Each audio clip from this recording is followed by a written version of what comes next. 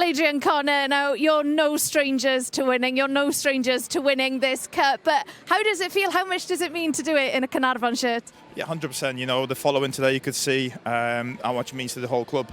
And obviously, with me coming to the football club, I knew that there would be an opportunity to win the Welsh Cup. So, yeah, absolutely brilliant. And it means a lot to me, yeah.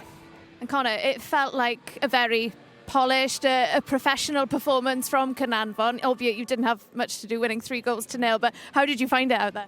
Yeah, I think we obviously stuck to the game plan. You know, we knew Fflint were going to be, try and keep the ball as much as they can, and we would try and counter-attack and catch them on transition, and it worked. Yeah, I think it worked pretty well.